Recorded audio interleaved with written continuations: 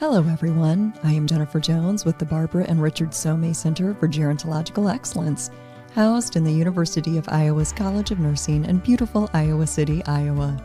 Welcome to Embracing the Journey of Aging, where we will discuss all things related to aging. The mission of the Csomay Center is to promote optimal aging and to improve the quality of life for all older adults and their caregivers. Featured on our podcast, you will hear the voices of our Csomay Center Director, Dr. Harleah Buck, Samantha Whitrock, our Csomay Center Coordinator, our Administration and Communications Coordinator, Susan Trey, and from me, Jen Jones, Program Coordinator for our Optimal Aging Initiative. We hope you enjoy our conversations with Csomay Center friends, partners, donors, and other members of the Csomay Center as we are all embracing the journey of aging. Welcome to Embracing the Journey of Aging with the Csomay Center. I'm Dr. Harleah Buck, and I'm your host for today's episode. Today I will be introducing to you a community member, Kay Weiler. And Kay, I'm going to ask you to introduce yourself. I could go on and on about you being a former faculty member at the University of Iowa College of Nursing, a longtime nurse expert in gerontology, but I think a person's story is always so much more interesting coming for them. Could you tell us a little bit about where you're from and why did you go into nursing? I was born and raised in Indiana, in a small town. I think we had one stoplight. I didn't know anything other than rural Indiana. I expressed an interest in nursing, and my dad was a veteran of World War II, highly respected nurses, thought very highly of them, and also was the father of 3 daughters, and wanted each of us to have an education where if the need arose, we could support ourselves and a family. So I was the middle child. And I really loved school. And I talked to my dad about it. Typical family. He made the decisions. But he said that he would pay for my college education. And I said, I can go to a community hospital. No, you need a BSN. Why this man, who was a bookkeeper for a lumber company, knew that, I don't know. But that was what he wanted. And I went to Indiana University and met my husband. I was a student nurse. He was an intern. Got married as a student nurse. And just as I followed my husband through his education was the Vietnam War. And he was given the option of going into the public health service, the National Health Service Corps. And that was an option that he took. We were the physician and nurse in a small rural community in Wisconsin. And we had cable television, which was brand new. Unfortunately, they didn't ground the connection. Lightning hit, blew up our television, burned the house. So we'd been married like 6 months, and we had nothing. The National Health Service group said, do you want to stay? Do you want to go? And he said, I think I'd like to see what other options there are. One of the options was the National Institutes of Health, which for him was just heaven. So we ended up in Gaithersburg, Maryland. I ended up working in a nursing home. I had one of the most marvelous supervisors. And she taught me so much that I just decided gerontology was what I wanted. And she was a former OR nurse. I learned more about sterile technique from her than I'd learned in school. She had such an impact on me. She cared about those residents, cared about their health care, cared about their family. And I just respected her so much. That's where gerontology and Kay Weiler met, and it was wonderful. We ended up moving as John finished his commitment, but that was the beginning. That's amazing. That's an amazing story, how something that you could say was sort of serendipitous, right? That you would end up, in a nursing home in Gaithersburg, Maryland, and find your life calling. It just fit. Mm-hmm. So tell me a little bit about where did you go then from there in terms of your own career with older adults? We're assuming that John's career was going in a parallel direction, but specifically for you, where did you go from that original experience? I wanted to teach, so I started looking at opportunities from Washington. I'm trying to think where we went from there. Went to Kansas City, and I wanted to teach, so I interviewed at a community hospital and was hired to teach. I'm going to interrupt you just for a moment because the timing of this is critical. This would have been mid-70s. Mm-hmm. And at that point in time, your Bachelor of Science in Nursing was so unusual that a hospital would consider a university-prepared nurse able to teach in the hospital. Today, of course, you and I both know that they would be master's prepared or Doctor of Nursing practice prepared. Right. But you were very early in the Bachelor of Science world in nursing. I was. And again, I wish I had asked my dad why. Mm-hmm. But I never did. And I knew, that was also when the big push for getting a bachelor's as the entry-level degree. But I knew that there were a lot of nurses who were hospital-based or associate degree, mm-hmm. and that by having a bachelor's, I was a step. I ended up teaching in rehab nursing, which wasn't exclusively gerontology, but was certainly an aspect of it.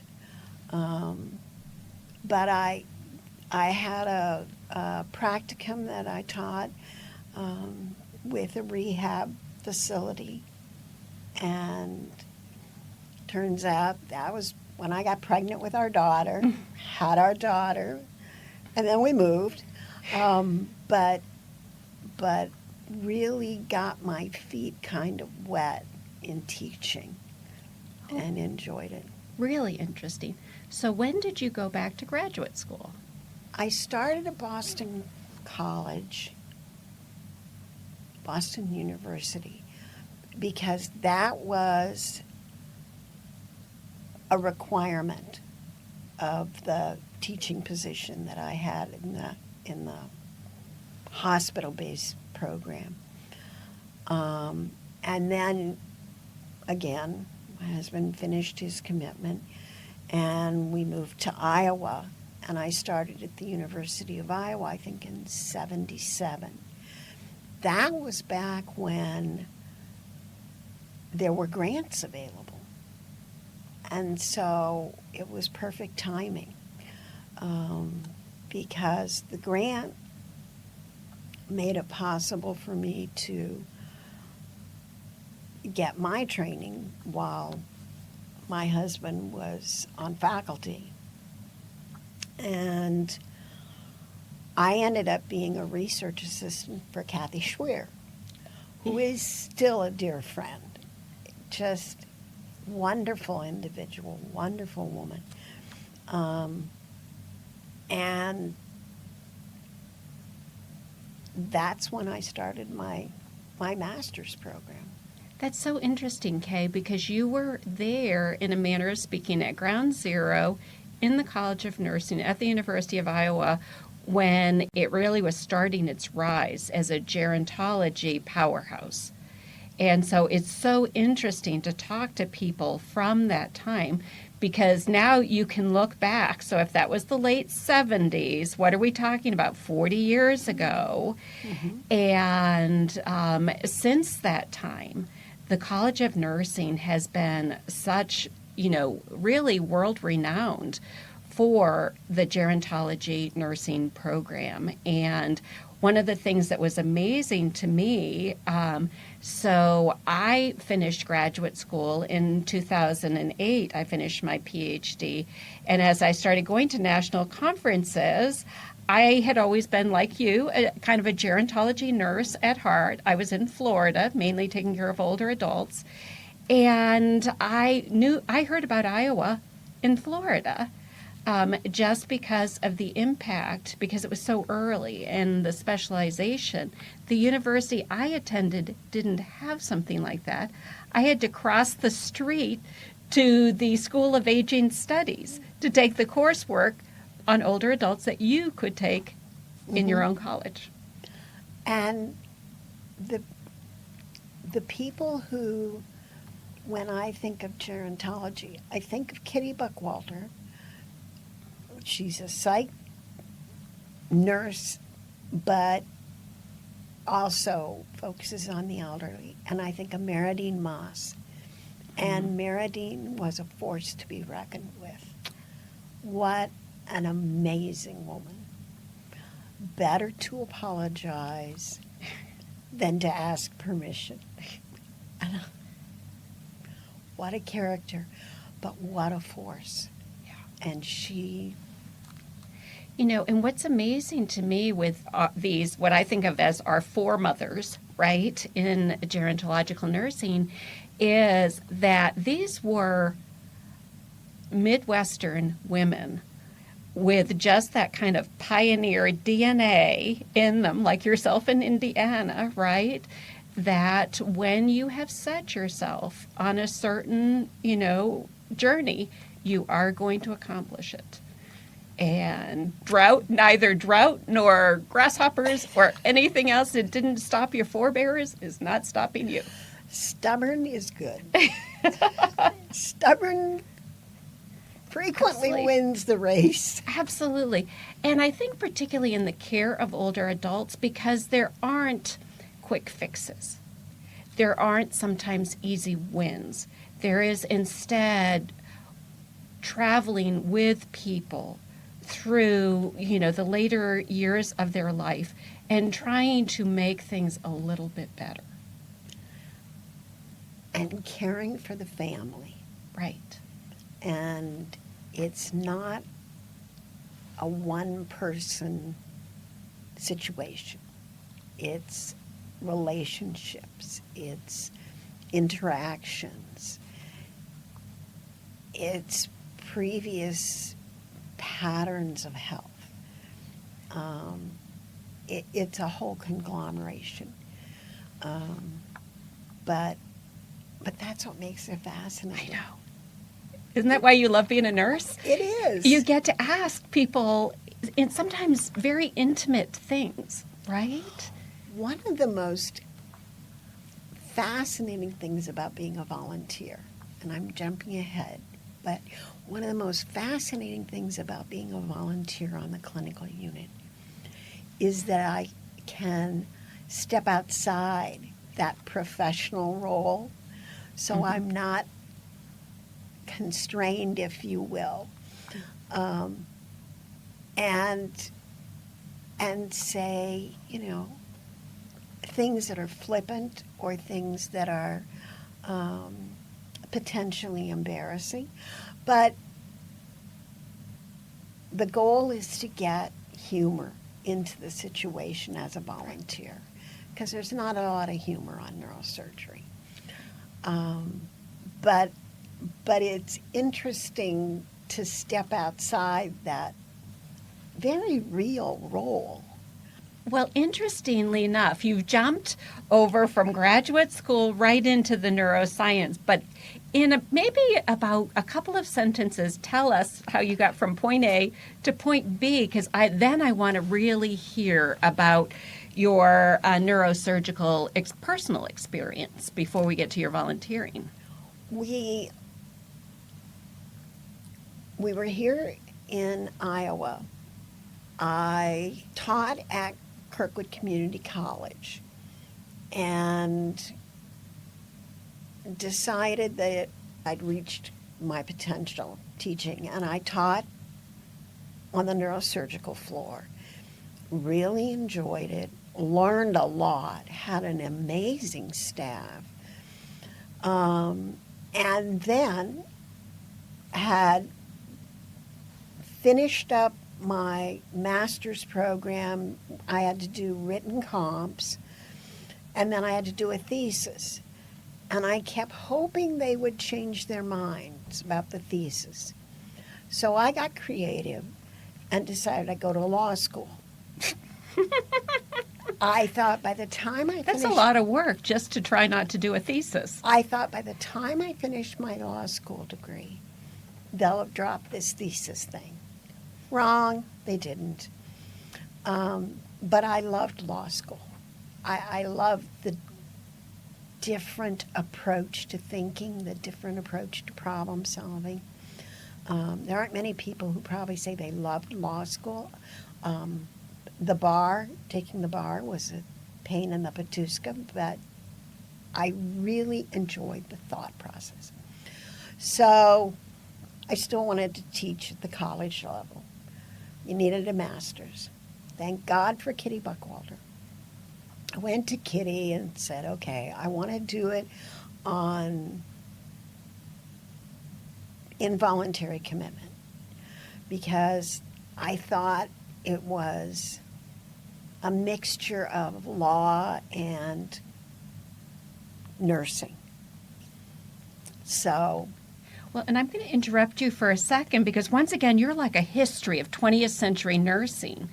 At the time you were doing your master's, the master's was a terminal degree in nursing. Yes, it was. There wasn't yet a PhD in nursing, so that's why you had to do a 5-chapter thesis. So this was a big deal. This was not a big deal. It was like a dissertation type project. So you were not a scaredy cat. Obviously, if you thought law school was easier than the thesis. Writing for me was difficult. Okay. I could give a lecture, I could talk. Writing was a challenge. So putting words on paper and using a computer. Mm-hmm. My husband was the writer. My husband loved writing. He was prolific. But he also loved computers. So I was trying to write on this thing that didn't have Microsoft Office. It had DOS. I remember working in DOS. Control-Alt-Delete. Control. Yes. Oh, my gosh. And I just struggled. And actually had our son. There's 10 years between our kids. But after law school, I was pregnant when I graduated from law school. After law school, my husband took a sabbatical in San Diego. So we packed up, we moved the family for 6 months to San Diego. And I'm arguing with this machine that I didn't have a clue how to deal with. And I'm trying to put words on paper, words on a screen that I can print out. I lost a chapter. I inadvertently deleted it. Thank God I had printed it. So I had to go back and re-input it. Long story short, I survived. Thank God for Kitty Buckwalter. And got my thesis approved. And I have to tell you, this is one of the funniest things. At that time, you had to make sure that the page number in the upper right-hand corner was the same font as the text. There was an error in the program. You couldn't do it. You could not do it. My husband rewrote the program. I was able to do it. I did my defense, and one of the things that I had to do was come up with a way to circle something. And I thought, how am I going to meet this requirement? Some of the requirements at that time were your margins. I remember. It was absurd. Absolutely. And I was just, I was already almost in tears. I was like, I can't do one more thing. I just can't. My husband said, do you have a ruler? And I said, of course.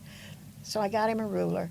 He took the circles in the middle of some rulers so you could put them in a binder.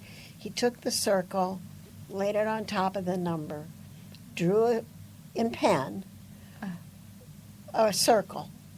It had to be something that couldn't be done with a typewriter. Solved my problem. Because probably there weren't dingbats yet. No. Exactly. It was doing the thesis tested even my ability to be stubborn. It was, there were so many new things that I was trying to combat. Absolutely. And the computer was one of them. Except when I started, once I got the job and got on the tenure track, they put me in the computer lab. Because I was one of the few people who'd used a computer. Right. But it was... Well, at this point in time, let's fast forward. So you've had this very amazing career at the University of Iowa College of Nursing as a faculty member. And then did you retire before your own health issues began? Yes. Okay, so you were retired. My husband took early retirement and wanted to start 2 businesses. I decided that I would retire from the college. I did request from the dean that I have emeritus status, and we started 2 businesses. He did the medical. He was the driving force, and I did the legal. Obviously, you never set aside your nursing background. You always see it in myriads of situations. So I liberally applied ethics to law because there were times when I felt like it was appropriate. But we had both businesses, and it was 2013, and I was home alone, and I had the worst headache I'd ever had. Started feeling nauseated, made it to the bathroom, thought I was going to vomit, woke up on the floor. But I was expecting a service person to come, and my husband always called 20 minutes before the service person was due to be there, wanting to know what they'd found out. I had a portable phone in my hand. That's the only reason I survived. I could not get up. I could not. I, first of all, called my husband, who was at work, and he said, "Is it the worst headache you've ever had?" And I said, "Yes. I'm on my way." "Have you called 911? "No, I'm hanging up with you. I'm calling 911. And I did. 911 is such an amazing resource that I'd forgotten that time when we didn't have it. The 911 operator was so organized and calm and answered my questions. I answered her questions. I remember my husband getting there. I remember the paramedics getting there. And I remember being in the ambulance and driving down our lane. Our lane is a half a mile long. And I remember saying to the paramedics, tell him not to drive too fast. But they knew John because John had done health care for the crowd at Carver Hawkeye and at Kinnick. Okay, so he knew the paramedics. So the paramedics were like, "Dr. Weiler, is this your wife?" "Yes, yes." So it was not expected. And the last memory I had was being on the lane, and the paramedics were talking about not using the siren, and I remember thinking, thank God. And then I woke up after the surgery, and remember, my husband was there. He stayed with me. He's the one who said at about a week or 10 days out, he said, "You have to stop taking the pain meds." And I said, "Why?" And he said, "Because they can be addictive." Okay, good. I'm glad you're thinking, because I'm not. But it was a real jolt for someone who'd been healthy. Right. And I had high blood pressure and didn't know it. I then had, when they did the MRI, they could see there were other vessels on the other side of my brain that were weakened. So after I recovered from the rupture, I then had a second surgery to go in and put in stents to support the vessels. But it was a real wake-up call for my whole family. All of a sudden, I wasn't the one doing a lot of stuff. And I couldn't do a lot of stuff afterwards. I found that if I lowered my head at all, the headache was just overwhelming. So my husband learned how to empty the dishwasher, fill the dishwasher. Even just leaning to look down was enough to just give me horrendous headaches. But I realized that I was at a premier healthcare facility, and that the reason I was recovering so well is that the neurosurgeon knew exactly what to do, how to do it, and did it quickly. And that's when I thought, I need to give back, because I can't I didn't recover on my own. I had 911, I had paramedics, I had the nursing staff, I had PT, OT, speech. I had this whole group of people who were putting forth effort to get me back on my feet. And that's when I knew I was going to volunteer. Okay, well, you've done the segue for me. I was about to say, tell us a little bit about what you're doing today as a volunteer, but then I'd really like to hear what you're doing for nurses. Speaking of Carver Hawkeyes.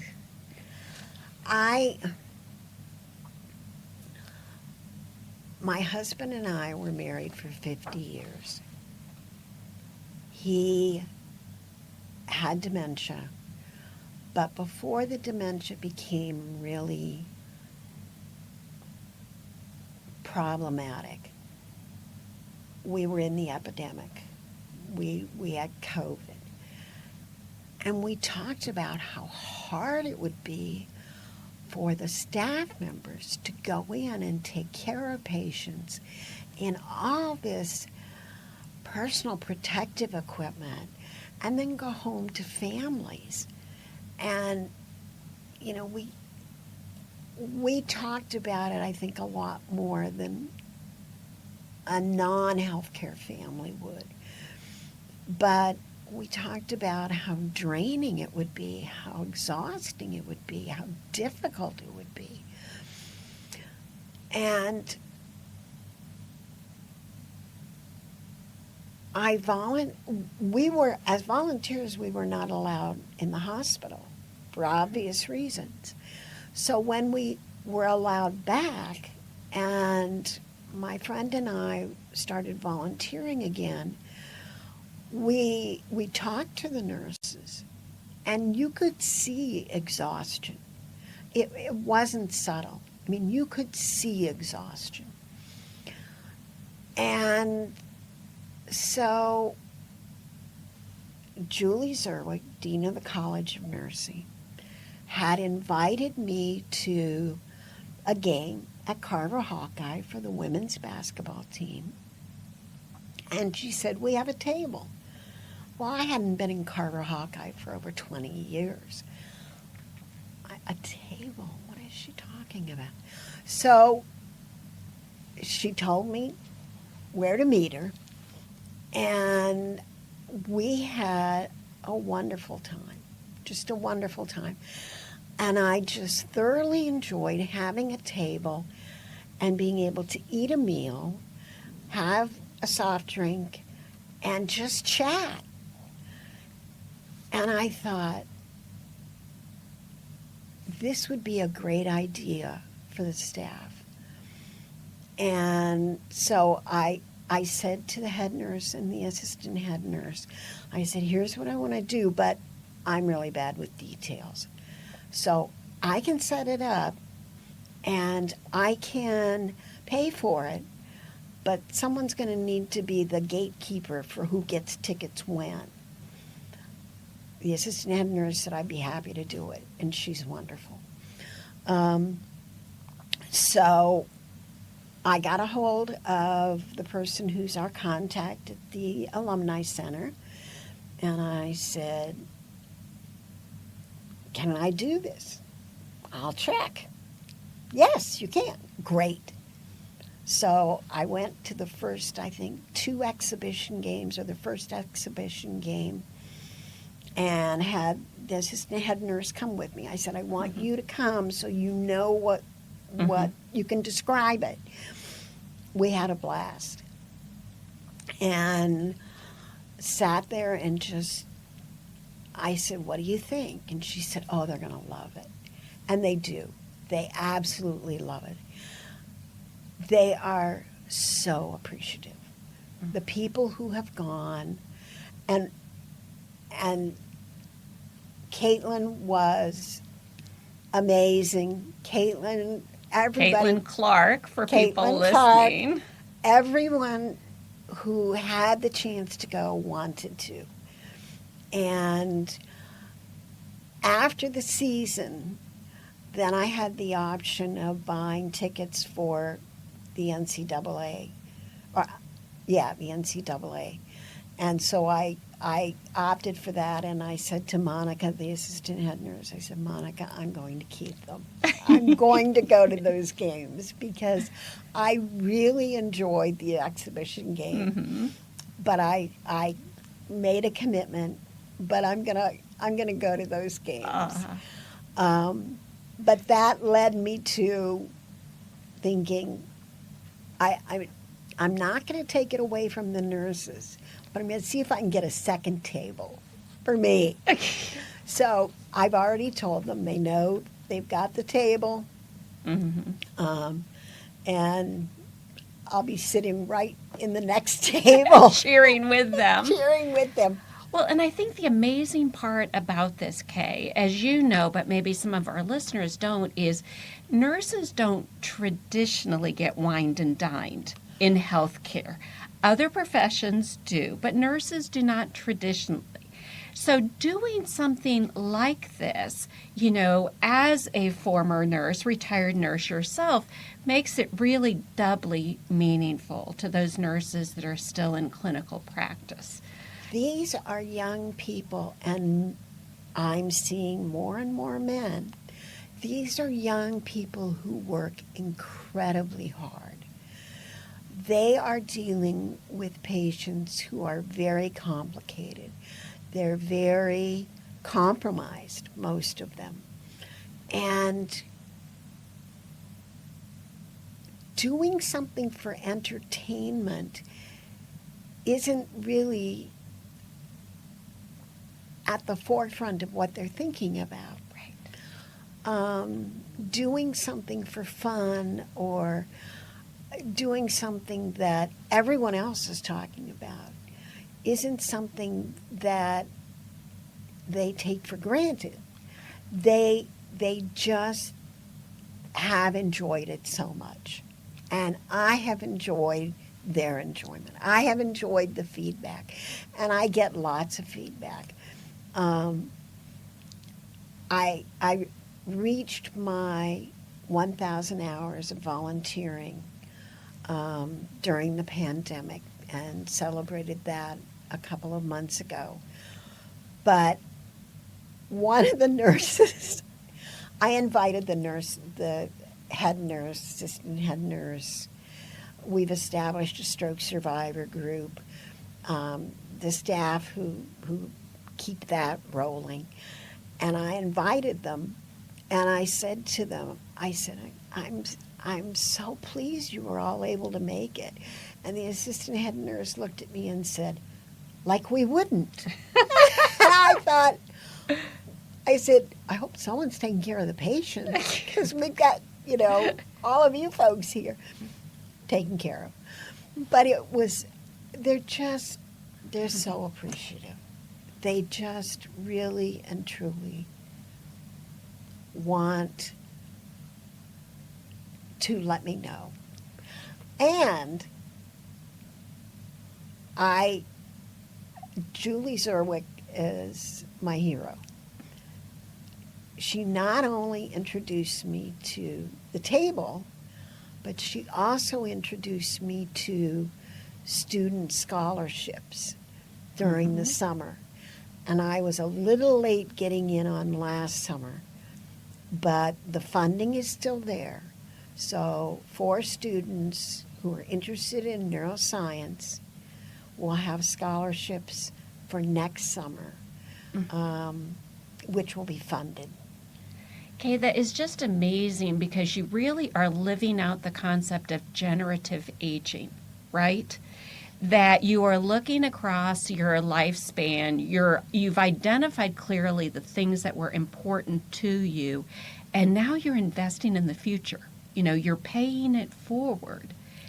And that is just amazing. I want my generation to look at where we are, how we got here, and what can we do? Because there were people who were pivotal in my career. If I can be a small piece of that, That's important to me. And the research assistantship is really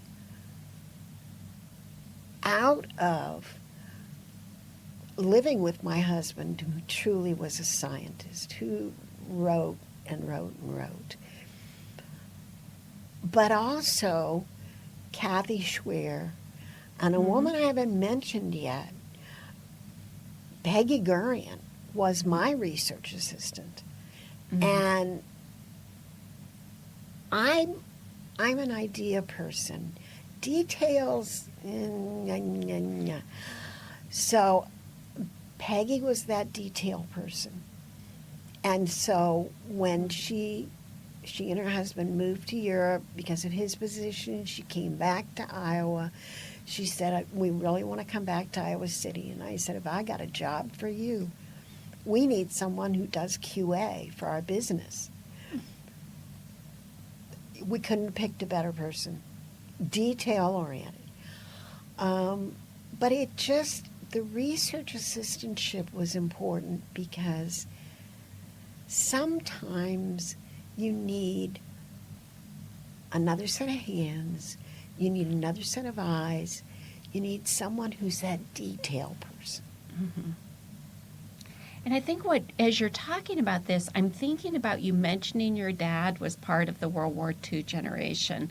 And probably most of us have seen the TV show called Band of Brothers.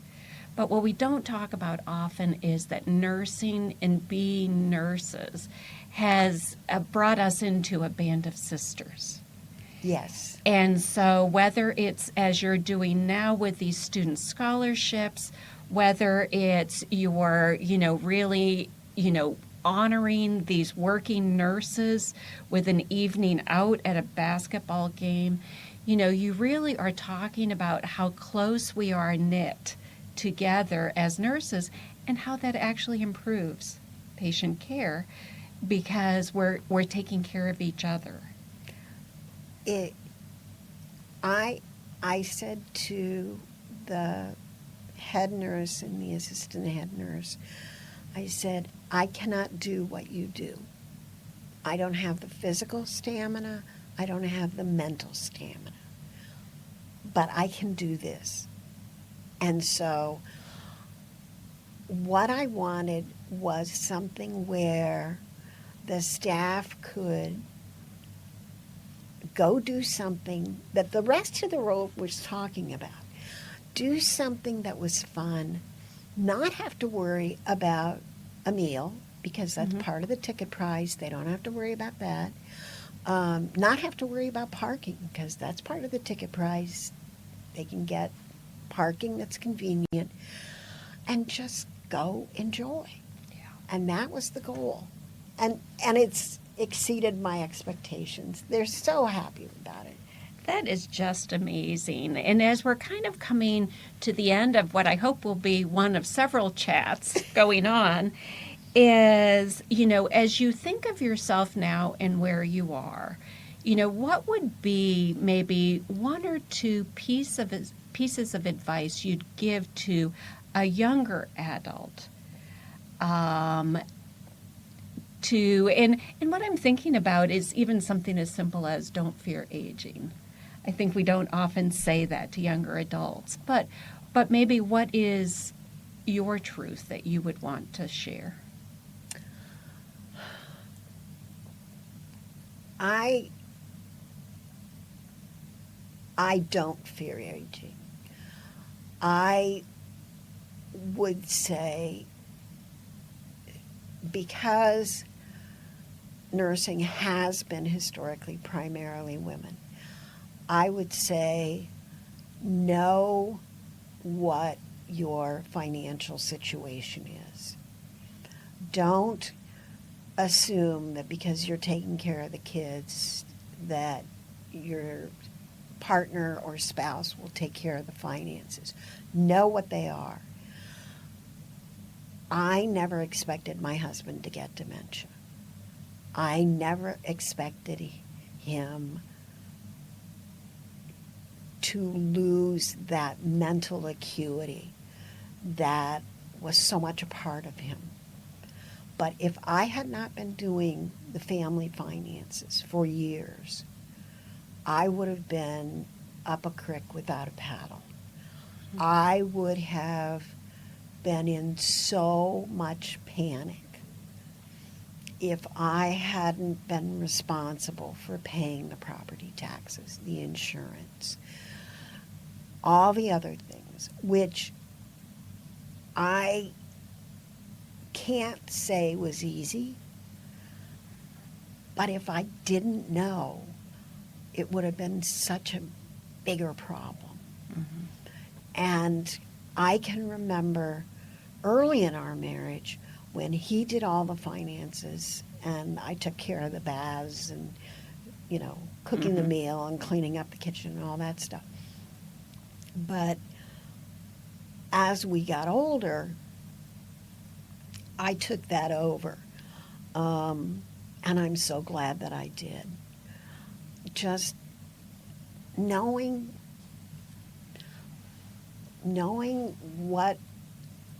how is your house, what's the ownership of your house? Does it mean that if one of you dies, the other one is the survivor? What does it mean about your mortgage? There's so many things that just are nitty-gritty. They're not unique to aging, but I've seen so many other women, especially living at Oak Knoll East, who are widows, who just had no clue. And they talk about how hard it was. What's really interesting about your comments is you're saying that up to this point in time, I've really heard your nursing voice, but now I hear your legal voice. Just that professional advice that says, as we age, we would all do well to keep our eyes open. Absolutely. And don't take things for granted. No. And for anyone listening, for that spouse that you love, that person that you adore, let them know. Tell them. Mm-hmm. You assume they know. Right. But tell them. Exactly. Because there may not be tomorrow. And that's hard. That is really very hard. And, not to say that we end up on a note like that, but I think what it points to, Kay, and that you yourself are a living example of, is that there is life after the hard. There is. That you did lose your husband to dementia, as you have noted, but you are still giving back to the community. You are still engaging. You're one of our favorite people at the Csomay Center, which I've just dawned on me that I haven't even talked about yet. I was so captured by your story and wanted to listen because you exemplify everything that we talk about at the Barbara and Richard Csomay Center for Gerontological Excellence about this optimal aging. And so you have lived through the hard. I'm sure there are still hard places because that's life, isn't it? It is. There is no roadmap for grief. Exactly. Sometimes it just comes up and smacks you in the face. Absolutely. Well, I think we're at the end of our time today, Kay, and I'd just like to say that, as you know, we're going to be posting this podcast on the website for the Csomay Center, and if anyone is interested in hearing more about your story, they can contact us at the Csomay Center. And hopefully learn a little bit more about us because you are such an important part of what we do, and we appreciate this conversation. Thank you. Thank you. Thank you so much for listening to Embracing the Journey of Aging. If you liked what you heard, please follow us on our social media pages. You can also find more information on our website. If there is a specific topic you would like us to talk about, or if you have any comments, feel free to email us at somay-center@uiowa.edu. Remember, Csomay is spelled Csomay. All other information will be in our show notes. Until next time, we hope you are embracing the journey of aging.